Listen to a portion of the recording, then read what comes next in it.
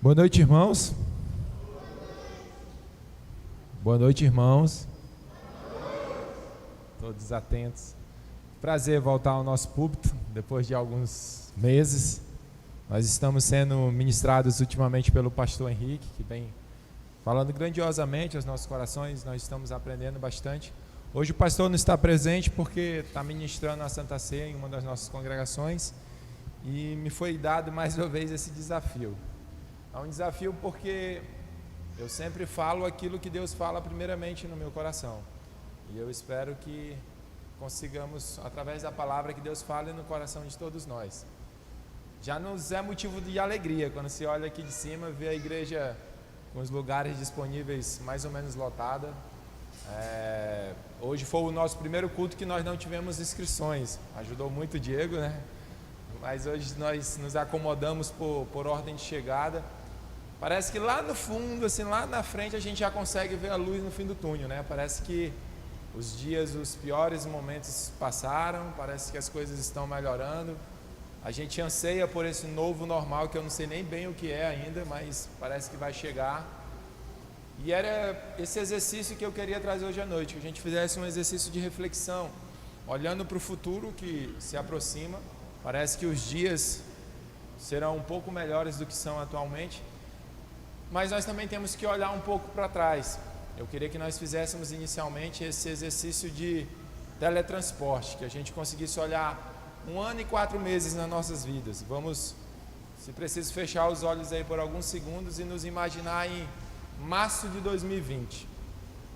Março de 2020, mais ou menos aí 16 meses em que a gente sofreu bastante, vem aprendendo, Onde é que você estava em março de 2020? Eu lembro que em fevereiro, início de março, nós estávamos num retiro de carnaval aqui na igreja. Lá na igreja do Belo Jardim, as crianças brincando na lama. No culto as pessoas podiam se cumprimentar. Já pensou isso? Num culto as pessoas podiam se abraçar. Já existiu isso em alguma época. Não tinha limitação de abraço, de cumprimento, isso há mais ou menos 16 meses. A gente conversava em fevereiro de 2020 com os primeiros casos da pandemia, que era uma coisa distante, que talvez não chegasse com a mesma força aqui no Acre. E em março, aquele balde de água fria, nossas vidas mudaram completamente. Nós tivemos restrições, acesso, abraços, cumprimentos, relacionamentos, toda a nossa vida mudou. E nós chegamos agora ao ponto de, depois de tanto sofrimento, de tanta dor, de tantas perdas, a gente consegue pelo menos olhar para o futuro. E esse exercício, talvez para alguns que aqui estão, tenha sido muito doloroso. Nesse período a gente perdeu familiares, perdeu pessoas conhecidas, tivemos perdas irremediáveis. Mas por algum motivo, pela misericórdia de Deus, Deus escolheu eu, você, todos que estamos aqui para sermos sobreviventes. Somos sobreviventes. Alguns de nós temos quase 600 mil mortos no Brasil. 600 mil mortos. E parece que nós nos acostumamos com esse número, né? Nós não nos impactamos mais. Eu lembro de uma tragédia gravíssima que ocupou todos os jornais, aquele acidente com o time da Chapecoense, 70 mortos. Hoje em dia morrem 700, 800 pessoas por dia, 600 mil pessoas já tiveram suas vidas ceifadas e parece que a gente não se sensibiliza, se acostumamos com isso. Esse ponto de reflexão e essa introdução é necessária para a gente pensar um pouco nisso, pensar nesse futuro que se aproxima, aparentemente melhor. Talvez nós não tenhamos todas as respostas como vai ser esse novo normal e não perdermos de vista esses 16 últimos meses que a gente passou, o tanto que Deus nos guardou, o tanto que Deus cuidou de nós. Qual a lição que nós aprendemos? Como que nós vamos viver esses novos dias?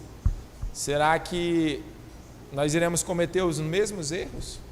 Ou será que nós imaginamos resultados diferentes se nós estamos fazendo as mesmas coisas? Eu queria que nós fizéssemos essa reflexão a partir de um texto bastante conhecido. Um texto que está lá em Marcos, capítulo 4.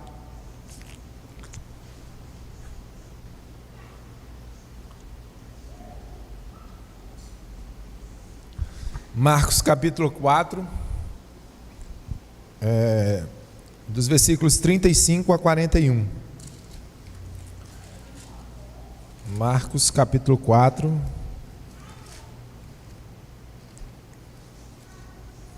versículos 35 a 41. Acho que praticamente todos conhecemos essa história. É um texto bem comum, eu até já refleti com a igreja nesse texto, com outra abordagem, mas eu creio que a Bíblia sempre é atual, ela sempre fala conosco no momento que ela quer nos falar, para aquela situação que ela quer nos falar. Então, Marcos capítulo 4, versículo 35. Eu farei a leitura e os irmãos acompanhem. Naquele dia, sendo já tarde, disse-lhe Jesus: passemos para outra margem. Marcos capítulo 4, versículo 35. E eles, despedindo a multidão, o levaram assim como estava no barco, e outros barcos o seguiam. Ora, levantou-se grande temporal de vento, e as ondas se arremessavam contra o barco, de modo que o mesmo já estava a se encher d'água. E Jesus estava na popa, dormindo sobre o travesseiro. Eles o despertaram e lhe disseram: Mestre, não te importa que pereçamos? Ele, despertando, repreendeu o vento e disse ao mar: acalma-te, emudece. O vento se aquietou e fez-se grande bonança. Então lhe disse: por que sois assim tímidos? Como é que não tendes fé? E eles, possuídos de grande temor, diziam uns aos outros: quem é este que até ao vento e o mar lhe obedece? Senhor, fala conosco da forma que Tu queres. Fala conosco, Pai, pela aplicação da Tua palavra em nossas vidas. Que o Senhor possa estar falando aos nossos corações, que o Senhor possa estar falando de acordo com as nossas necessidades. Nós queremos Te ouvir. Abre os nossos ouvidos, acalma o nosso coração para que possamos ouvir a Tua voz. Em nome de Jesus, amém. Esse texto é bem conhecido. Acho que todos conhecem a história do Jesus acalma uma tempestade. Eu estava falando ontem à noite com o Salomão e o resumo dele é interessante. Ele diz: Jesus estava no barco, só na manha, e os discípulos nervosos, e nem precisava ficar nervoso porque Jesus estava no barco. Um resumo da história: Jesus estava no barco. Mas o contexto é esse: Jesus estava atravessando com os discípulos o mar da Galileia. O mar da Galileia, ou mar de Tiberíades, como tem em outras passagens, ou ainda lago de Genezaré, na verdade não é um mar, é um lago grande de água doce. Acho que é aproximadamente 170 quilômetros quadrados de extensão, um mar muito grande. Mas é um mar de água doce que tem uma característica bem interessante, esse lago que Jesus estava atravessando com os discípulos. Como o lago, ele está a 200 metros abaixo do nível do mar, então ele é coberto por montanhas, ele é rodeado por montanhas. Tem uma montanha muito famosa, bem do lado dele, chamado Monte Hermon. 2.800 metros de altitude esse monte tem. E acontece um fenômeno bem interessante nesse mar. Quem quiser pesquisar depois na internet, como ele está abaixo do nível do mar, a água desse lago é naturalmente quente. Essa região de Israel, ela é muito quente. Só que esse Monte Hermon, que está do lado do mar, o cume dele sempre tem gelo, sempre tem neve. E o fenômeno interessante é que esse gelo desce do monte com um vento gelado, bate nessa superfície e tem muitas tempestades, ondas muito altas nesse mar. Foi exatamente isso que aconteceu. E essas ondas, esse fenômeno que acontece é muito repentino. Então Jesus pediu para atravessar a outra margem, para irem para a outra margem desse mar, e no meio da travessia começou uma tempestade de ondas muito fortes batiam no barco. Esse fenômeno é observado até hoje.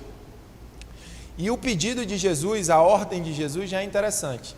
Jesus tinha passado o dia todo ensinando para os discípulos, ensinando as parábolas do reino, estava muito cansado. Jesus usa a seguinte expressão: atravessemos para outra margem. Eu até consigo vislumbrar que nesse contexto dessa fala de Jesus tinha algo mais pedagógico. Poderia ser até assim, agora vamos para outra fase, vamos para uma outra etapa. Porque vocês estavam aprendendo a teoria, agora vamos aprender um pouco a prática. O ensino de Jesus pressupõe isso, que nós temos que aprender a viver tendo fé. Eu acho legal quando a gente faz a nossa oração pedindo que Deus aumente a nossa fé, aumente a nossa paciência. Eu explico para o Salomão que isso não vai acontecer de forma milagrosa, não. Para aumentar a nossa fé, para aumentar a nossa paciência, nós vamos ser colocados em situações que testem a nossa fé, que testem a nossa paciência. O método de aprendizado de Jesus é desse, é pela vivência. Você fica cada vez mais calejado, vai aprendendo mais. Então os discípulos passam para outra margem. No meio da travessia começa uma tempestade muito forte, as ondas batem no barco. E a ideia era que naquele momento não tinha muito o que fazer. Agora imagine os discípulos, eram homens que passaram a vida toda naquele mar. Eles eram, em sua maioria, em sua grande maioria, os 12 discípulos iniciais eram pescadores, viviam no mar, conheciam aquela região como a palma de suas mãos. E naquele momento, uma coisa interessante é que talvez todos os recursos possíveis já tinham sido utilizados. Eles já tinham tentado puxar uma corda, já tinham tentado içar a vela, tudo aquilo que os conhecimentos e a experiência que eles tinham, eles já deviam ter feito. Mas naquele momento eles correram, buscaram Jesus. O texto de Marcos, algumas Bíblias têm um texto inicial que remete a outros capítulos. Ele fala que o mesmo texto está em Mateus e Lucas. Esse é o deverzinho da semana. Se a gente quiser ler esse mesmo texto, Jesus acalma a tempestade, em Mateus e Lucas, também é interessante. O texto de Lucas fala que os discípulos estavam desesperados e eles clamaram por Jesus. Homens experientes, homens que viveram no mar, estavam desesperados, clamando para que Jesus os salvasse. E a frase que eles usam é bem interessante. Ele diz assim, eles chegam para Jesus que estava dormindo, só na manhã, como de Salomão, e eles dizem o seguinte: mestre, importa que pereçamos? Você não vai se importar se a gente morrer? Jesus acalma a tempestade e Jesus incita-os com outra pergunta: por que sois tão tímidos? Por que tens poucas fé? Por que vós têm pouca fé? E os discípulos respondem a terceira pergunta: quem é esse que até o vento e o mar consegue acalmar? Muita gente situa essa narrativa com base nas três perguntas. As perguntas dos discípulos, inicialmente: mestre, você quer que pereçamos? Você não se importa com isso? Jesus responde: por que vocês têm tão pouca fé? Porque vocês são tão tímidos? E a terceira pergunta: quem é esse que até o mar e a tempestade acalma? Eu queria propor uma visão um pouco mais pessoal, que a gente olhasse esse texto sob outro aspecto. A primeira lição que a gente pode tirar desse texto é uma afirmação quase que lógica, mas é o seguinte: se Jesus está no barco, nossa esperança deve estar em Jesus. Se Jesus está no barco, nossa esperança deve estar em Jesus. Uma analogia comum, uma metáfora que muitos estão usando para essa pandemia, é que nós estamos no meio do mar, um mar revolto, no meio da tempestade, mas nós estamos no mesmo barco. Já ouviram isso? Nós estamos no mesmo barco, a pandemia não escolhe. Em que pese o contexto social, tem algumas diferenças, né? Alguns estão num barco um pouco maior, alguns estão numa embarcação menor, numa canoa. Temos diferenças sensíveis quanto a isso. Mas a verdade é que todos nós passamos por tempestade em alguma época da nossa vida. Nós passamos por crise, passamos por dificuldade. Nós acreditamos que a Bíblia é a nossa única regra de fé e prática. Não sei se vocês já entenderam essa expressão. Regra de fé quer dizer que aquilo que eu acredito, e a regra de prática, aquilo que eu faço, vem da Bíblia. Se eu acredito que a Bíblia é a minha regra de fé e prática, tudo que eu acredito, fé, e tudo que eu faço, prática, vem da Bíblia. Dito isso, se tem uma coisa que a Bíblia confirma, é que no mundo nós passaremos por aflições. No mundo nós viveremos dias maus. Tem uma expressão lá em Tiago que eu gosto que diz assim, vocês têm que aprender a remir o tempo, a cuidar do tempo, porque os dias são maus. Quando a gente se depara com o que está sendo pregado por aí, parece que a Bíblia não faz sentido. Muitas vezes se prega que quem vive com Jesus não vai passar por dificuldades na vida, não vai passar por problemas. Mas na Bíblia nós não encontramos em nenhum texto algo que diga que uma vida com Jesus é uma vida sem crise, sem dificuldade, sem tempestade. Não tem. O que nós temos é uma promessa de Jesus que mesmo em meio às crises, mesmo em meio às dificuldades, Ele não vai nos abandonar. Essa é uma segurança para o nosso coração. Nós passaremos por dificuldades, passaremos por tribulações, mas mesmo em meio à crise, Ele não irá nos abandonar. Se nós passaremos por crise, vamos ver até onde a gente chegou nessa construção. Nós passaremos por crise. Crise é uma realidade na nossa vida. É inteligente da nossa parte saber como enfrentar essas crises, como enfrentar essas dificuldades. O problema para nós cristãos é que muitas vezes nós queremos enfrentar as tempestades, enfrentar as crises com as ferramentas erradas. Nós somos cristãos por uma escolha divina, Deus nos escolheu antes da fundação do mundo, mas nós temos um padrão de vida diferenciado. Logo, as ferramentas que nós temos para enfrentar as tempestades da vida, as crises que nos apregam, não são as mesmas ferramentas de quem não tem Deus como Senhor e Salvador. Essa diferença é muito sutil, mas muitas vezes nós não percebemos isso. Nós queremos enfrentar com as ferramentas que o mundo nos oferece. Enquanto o mundo fala em individualismo, enquanto o mundo fala em meritocracia, que eu venço por causa dos meus méritos, enquanto o mundo fala em competição, a Bíblia fala em cooperação. Enquanto o mundo nos ensina a sermos individualistas, a Bíblia nos chama de nós. A Bíblia diz que junto com o outro nós somos igreja. Enquanto parece que as verdades não são mais absolutas, tudo é relativo, tudo depende das experiências, as verdades de Deus são imutáveis. E aquilo que é verdade de Deus é aquilo que nós devemos nos assegurar. Os preceitos de Deus são diferentes dos preceitos do mundo.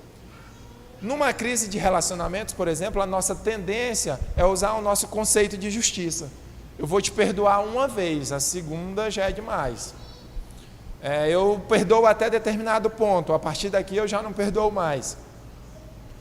Quando a Bíblia fala que o perdão é sempre a nossa primeira opção. Eu falei isso aqui na escola dominical, que o perdão é sempre uma escolha. O perdão é sempre uma escolha. Quantas crises teriam sido evitadas nas nossas vidas, nos nossos relacionamentos, se nós escolhêssemos sempre perdoar? Porque perdão é uma ordenança. Por que o perdão é uma escolha? Se eu escolho não perdoar, eu também posso escolher perdoar.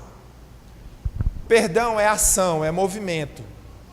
Como é ação, como o perdão é ação, tem uma lei da física, salvo engano, acho que é a terceira lei de Newton, que diz que toda ação gera uma reação. Só que a reação que o perdão gera não é no outro, é em mim. Eu te perdoo não pelo que você faz, eu te perdoo não porque você se arrependeu, eu te perdoo porque eu não quero carregar esse peso nas minhas costas. Eu te perdoo porque eu não quero viver uma vida com esse ódio, com esse sentimento em mim. O perdão me dá paz. A reação que o perdão causa é em mim. Jesus diz o seguinte, vocês devem perdoar porque eu perdoo vocês. Logo, nós não temos opção para não perdoar. Olha como os conceitos de Deus são diferentes dos conceitos que o mundo apregou. Eu vivo numa crise, eu vivo numa tempestade porque eu não consigo perdoar o meu irmão, mas a Bíblia fala que eu tenho que perdoar, porque essa ação de perdão é uma ação que vai gerar uma reação em mim. Eu não te perdoo porque eu quero ter razão, eu te perdoo porque eu quero ter paz. Então o primeiro exercício que nós temos que fazer, e isso é relativamente difícil, é a gente imaginar que a presença de Jesus no barco nos garante que a nossa esperança deve estar nele.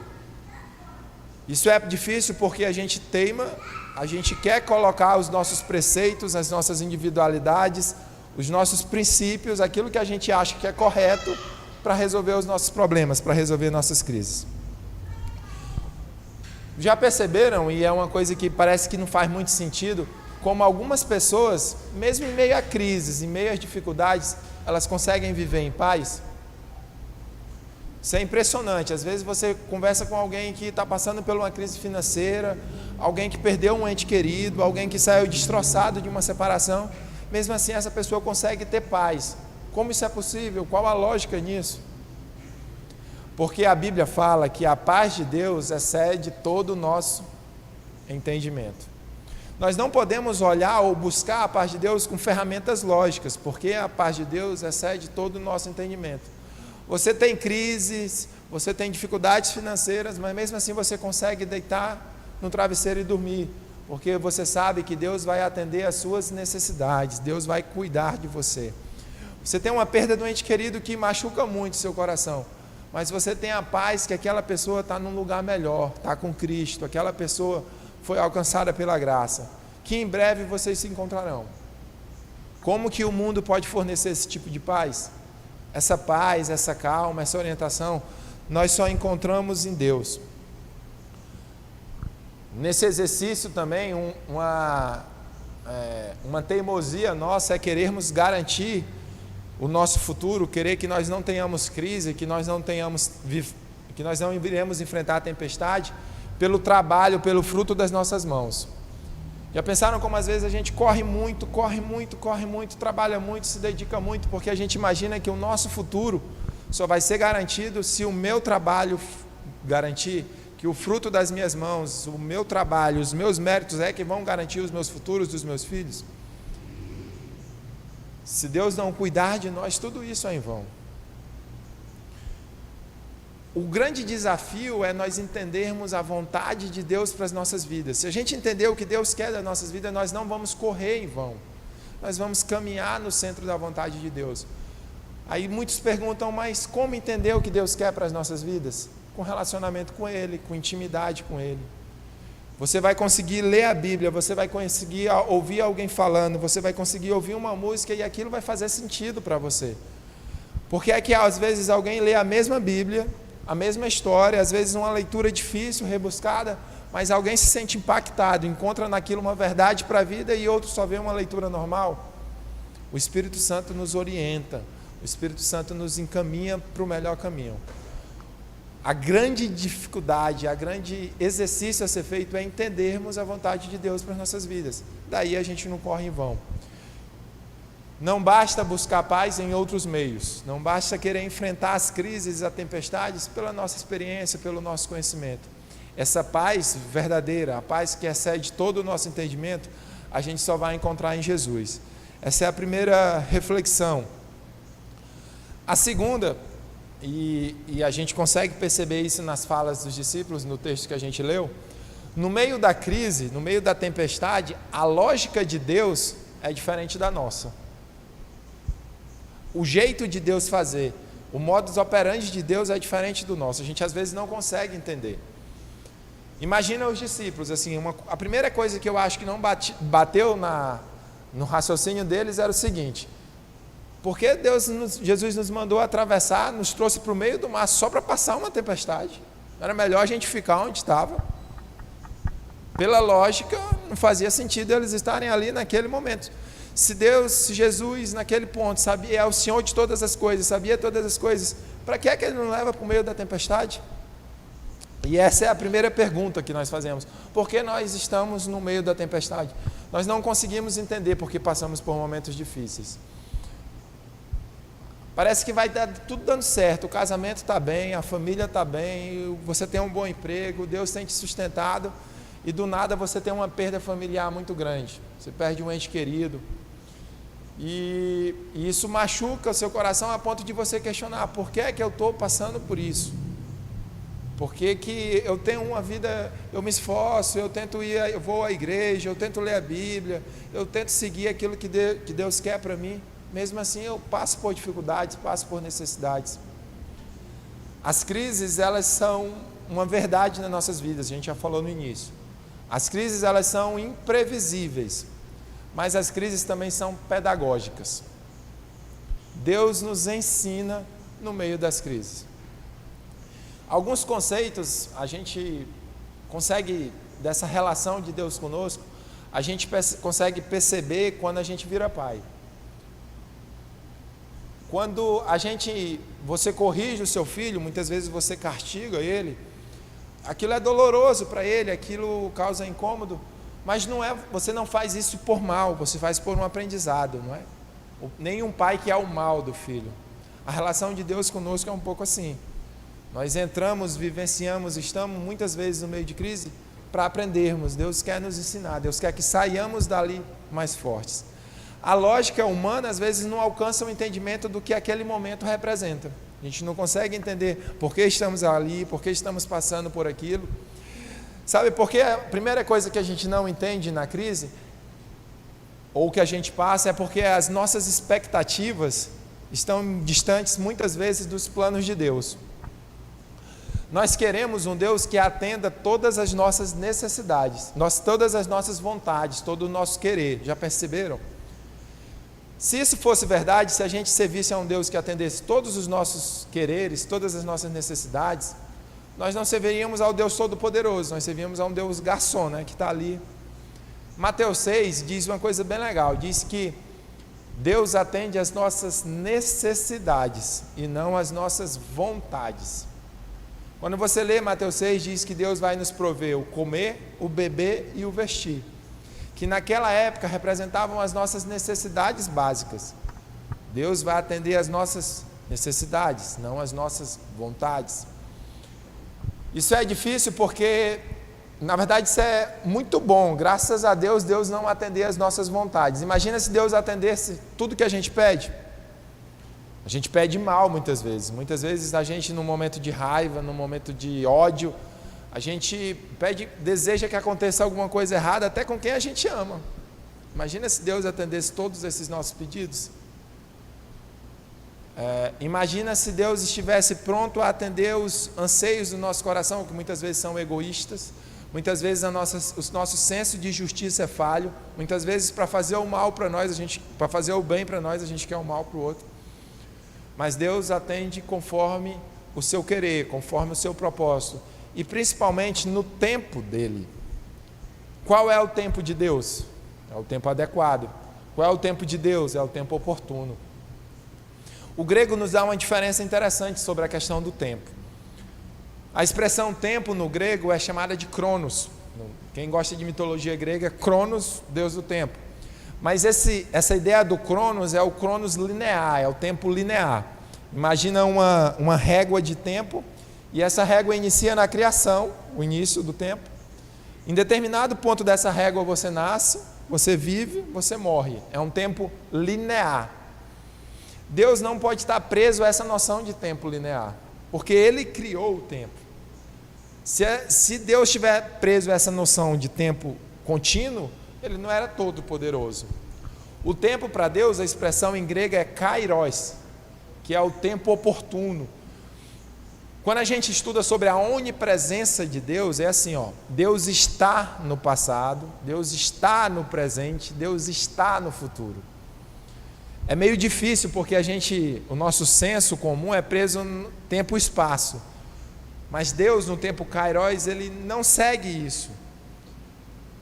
O tempo de Deus é o melhor tempo que pode acontecer as coisas, porque as coisas seguem um propósito. Imagina que você muitas vezes ora para ser rico, para ter um carro, para mudar de emprego, só que você não conhece o futuro. Deus conhece. Deus sabe que talvez no futuro você não tenha condições, habilidades, estruturas para ter mais dinheiro, não para mudar de emprego, para ter um carro. Talvez esse carro que você tanto anseia não seja bênção na sua vida, mas Deus conhece, porque Ele está no futuro. Essa noção de tempo, às vezes a gente quer que as coisas aconteçam no nosso tempo, mas a gente tem tão pouca informação para achar que o nosso tempo é o melhor tempo para que as coisas aconteçam. Isso é tão oportuno que a gente passa a acreditar que a vontade de Deus é a melhor coisa que poderia nos acontecer. Eu descanso em Deus a ponto de, essa coisa não aconteceu hoje para mim, porque Deus tem um melhor guardado para o meu coração, tem um melhor guardado para a minha vida.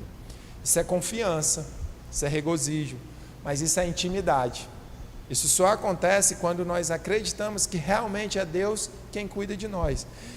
Que com tudo isso, o nosso esforço não vai ser em vão, porque nós corremos no centro da vontade de Deus. Outra coisa que talvez não fez muito sentido na cabeça dos discípulos é a questão imagine assim, os discípulos estavam agoniados, desesperados, porque a tempestade estava chegando e Jesus dormindo, não é? Parece que Deus às vezes não nos ouve. Não sei se vocês já tiveram a impressão, quantas vezes vocês oraram por uma coisa, não tinham resposta de Deus, parece que Deus não estava nos ouvindo. Às vezes você ora para a conversão de um ente querido durante anos, você ora para que Deus cuide dos seus filhos, você ora para aquele propósito e não tem uma resposta, parece que Deus não ouve as suas orações, parece que Deus está calado. Lembremos da história de Lázaro. Quem lembra da ressurreição de Lázaro? Acho que está em João 11. Depois outro exercício, quem puder ler em casa, João 11. Lázaro era um grande amigo de Jesus.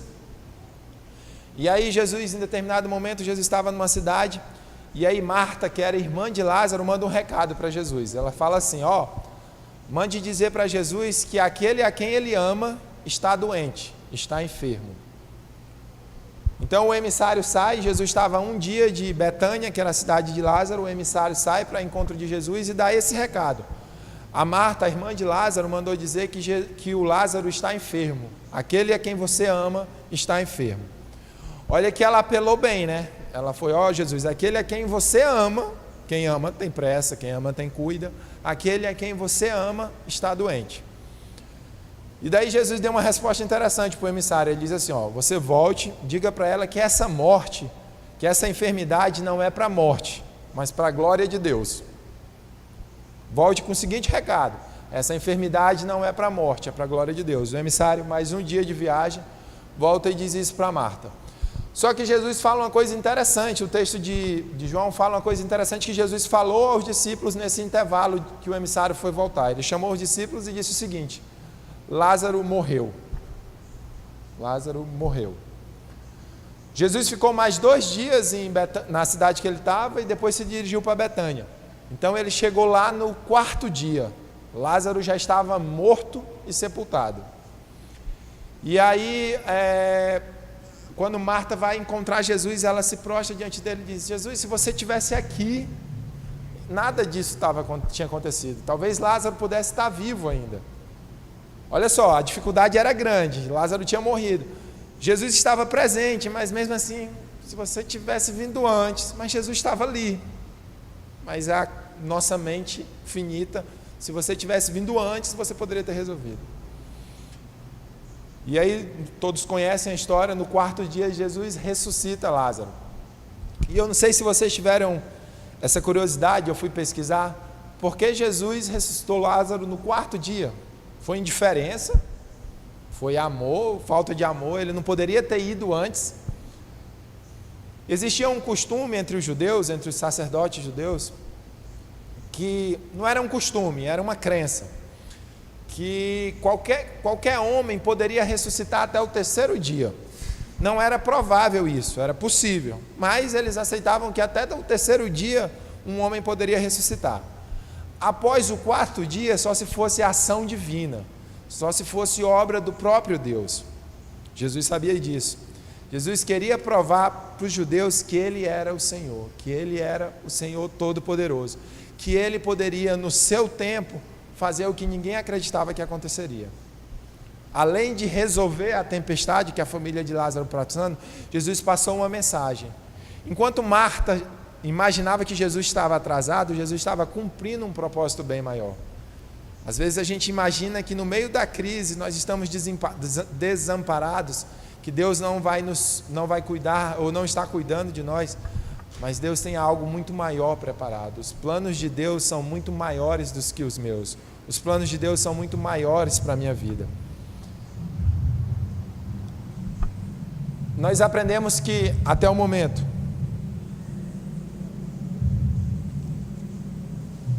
que se Jesus está no barco, ele é a nossa maior esperança. Não importa o conhecimento, não importa a experiência. Os discípulos tinham muita experiência em navegação e naquele mar. Mesmo assim, eles foram salvos. Quem acalmou a tempestade foi Jesus. Nós aprendemos que muitas vezes nas crises, na tempestade, nós não conseguimos entender os propósitos de Deus. Nossa visão é finita, nossa noção de tempo é limitada. Mas os propósitos de Deus são muito maiores que os meus. E agora, caminhando para o final, talvez a afirmação mais lógica desse texto é que quem acalma a tempestade é Jesus. Jesus é quem vai acalmar as tempestades em nossas vidas. Parece lógico, muito lógico, né? Depois dessa construção que nós fizemos. Mas quando a gente lê o versículo 41, os discípulos que andavam com Jesus, que aprendiam com Jesus, que viram aquele milagre com Jesus, eles se perguntam, quem é este que até o vento do mar lhe obedecem? Eles estavam perguntando quem era Jesus e eles eram quem convivia com Jesus. Será que a gente tem certeza quem Jesus é e o que Ele representa em nossas vidas? Ou será que Ele é a nossa última opção? A gente tenta A, B, C, D, volta para o A, volta para o B. Quando nada dá certo, é aí que a gente recorre a Jesus. Será que a nossa busca, a nossa consulta a Jesus, a gente faz isso antes de tomar uma decisão? Ou a gente toma uma decisão quando dá errado, quando a gente se coloca, e tem muitos de nós que se colocamos em crise, é a partir daí que a gente busca Jesus? Jesus é quem acalma a tempestade. Jesus é quem nos dá paz. Essa paz que vem de Deus, essa paz que excede todo o entendimento, não é a paz do dinheiro, não é a paz de um bom trabalho, não é a... Quantas pessoas têm dinheiro e não têm paz? Quantas pessoas, aos olhos humanos, têm uma vida bem estruturada, um bom casamento, um bom trabalho, os filhos crescendo, mas não conseguem ter paz? Porque é a paz que acalma o coração, a paz que acalma a tempestade, confusão, paz, calmaria. Essa paz vem de Deus, independente das circunstâncias. Eu queria agora, caminhando para o final, contar uma história que eu não lembro se eu contei aqui na igreja. Eu acho que eu já contei em uma outra igreja que eu estava pregando, que é a história de um homem chamado Spafford. Ele era um advogado americano que viveu no século XIX. Acho que era John Spafford, salvo engano. E esse homem era muito rico, tinha muitas posses. Advogado, e ele morava em Chicago. Esse fato é histórico, essa história é verdadeira. E no ano de 1871, a cidade de Chicago passou por um grande incêndio. E metade da área urbana da cidade foi tomada pelo fogo. Então ele perdeu praticamente todas as suas posses. Um homem de muitas posses perdeu todas as suas posses.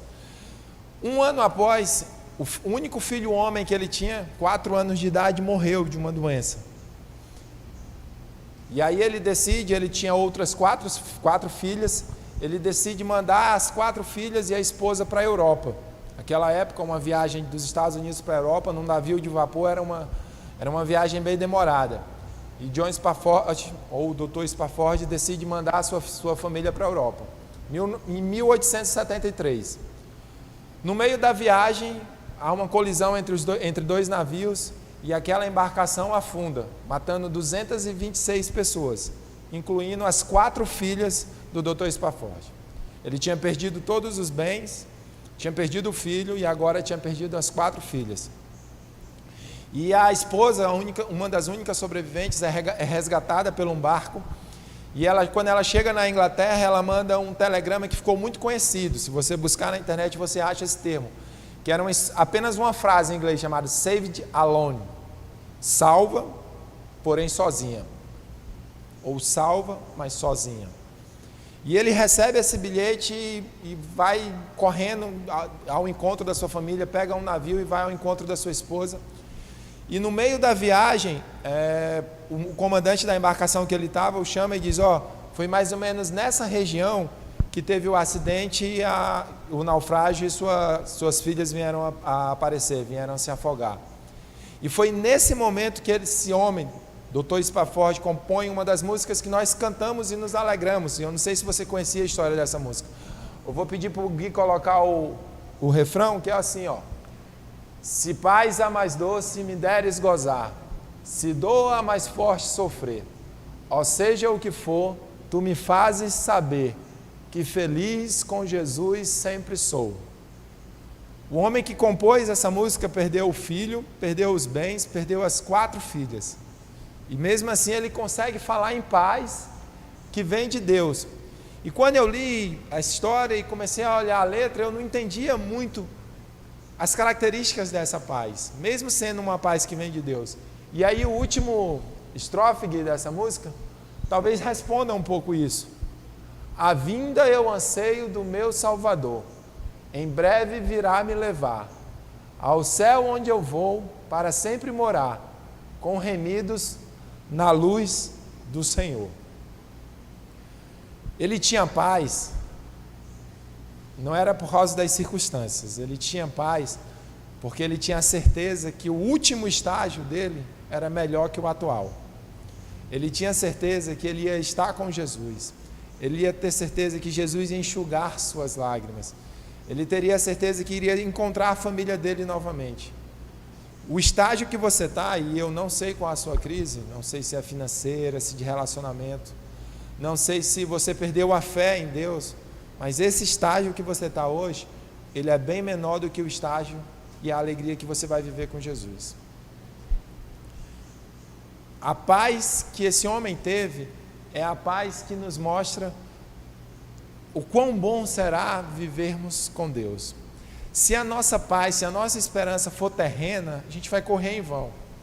O dinheiro pode acabar, as pessoas podem te decepcionar, mas se a sua fé, sua esperança estiver em Deus, estiver no encontro com Deus, a carga vai ficar mais leve. Eu queria chamar os nossos príncipes e ministros de louvor, foi bem combinado assim, tipo em cima da hora, mas eu queria que eles cantassem conosco esse hino, e que você, à medida que você canta, você também possa estar refletindo nessa letra, que é essa paz que vem de Deus.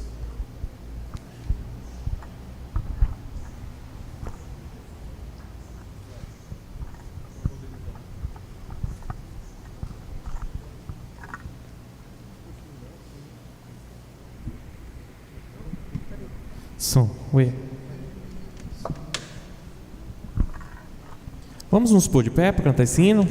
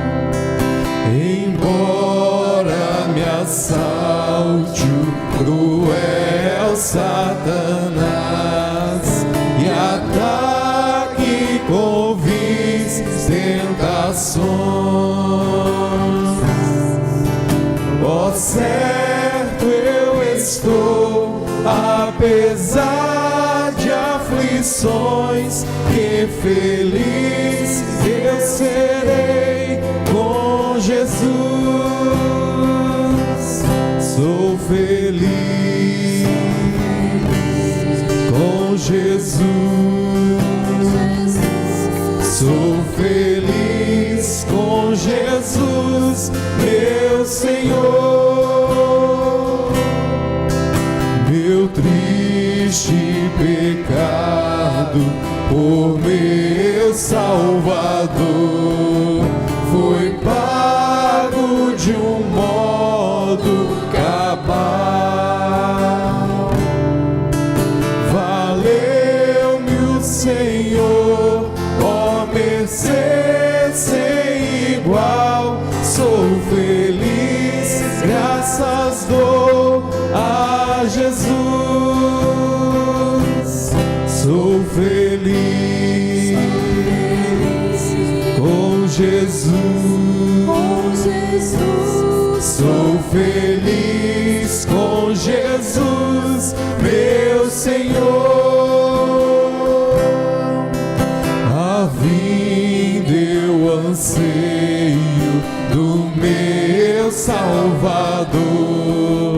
Em breve virá me levar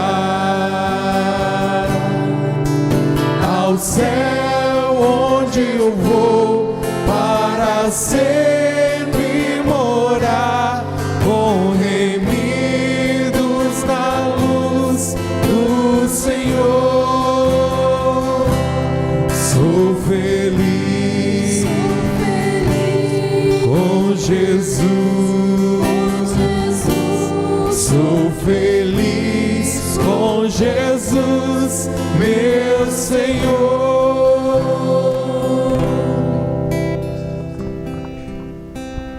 Ainda de pé, irmãos, oremos para que a nossa alegria, a nossa paz esteja no Senhor. Muito obrigado, Senhor Jesus, pela certeza que nós temos que o Senhor cuida de nós.